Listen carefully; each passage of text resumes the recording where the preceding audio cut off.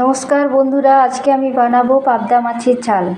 তার জন্য আমি একটা কড়াই বসিয়ে দিয়েছি গ্যাসে। এবার আমি কড়াইয়ে তেল দিয়ে দেবো।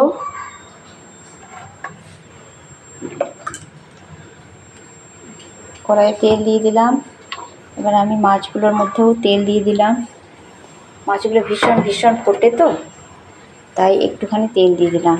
তেল, নুন, হলুদ দিয়ে আমি ভালো করে মাছগুলো মাছে মাখিয়ে নেব।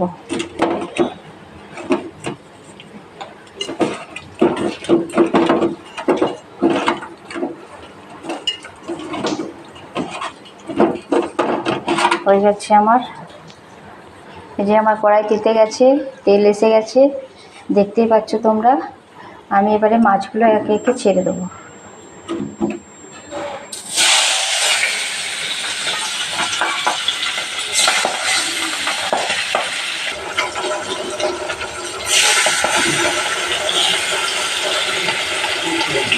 এই যে বন্ধুরা, এক পিঠটা হয়ে গেছে আমার। আমি এবারে তুলে এই পিঠটা উল্টিয়ে দেবো।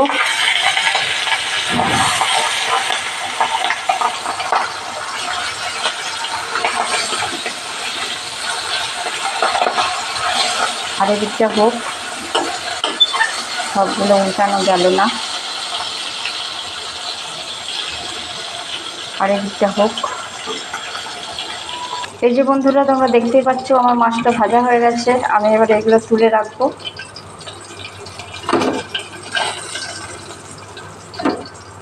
ওই তেলেই আমি গোটা শুকনো লঙ্কা, পাঁচফোড়ন দিয়ে দিলাম। তেলটা আসুক। তেলটা আমার এসে গেছে, দেখতেই পাচ্ছ তোমরা। এবার আমি টমেটো, পেঁয়াজটা দিয়ে দেবো। টমেটো পেঁয়াজটা ভালো করে ভাজবো।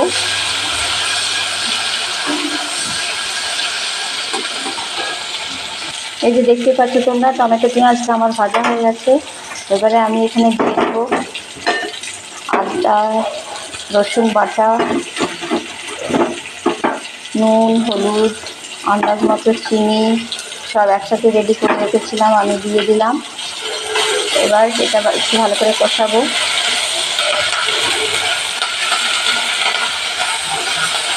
একটুখানি পোস্ত বাটা দেবো আমি, অল্প একটু পোস্ত বাটা দিলাম।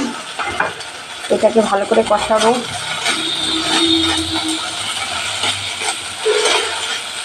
এই যে কষানো আমার হয়ে গেছে, দেখতেই পাচ্ছ তোমরা। ধারে তেল চলে এসছে, খুব সুন্দর একটা গন্ধ বেরিয়েছে। তো এটা আমার কষানো হয়ে গেছে। এবারে আমি সর্ষেটা ছেঁচে রেখেছিলাম বাটির মধ্যে, এই জলটা আমি দিয়ে দেবো।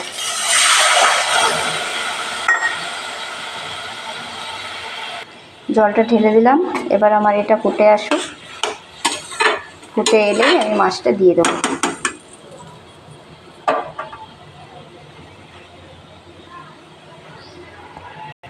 দেখতে পাচ্ছ বন্ধুরা, ঝোলটা আমার ফুটে এসছে। এবার আমি মাছগুলো দিয়ে দেবো।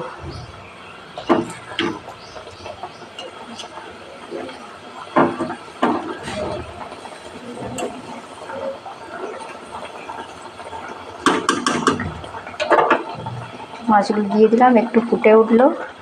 এবারে আমি একটু কাঁচা সর্ষে, এবারে গ্যাসটা বন্ধ করে দেবো। এবারে আমি একটু কাঁচা সর্ষের তেল দেব, সামান্য পরিমাণে কাঁচা সর্ষের তেল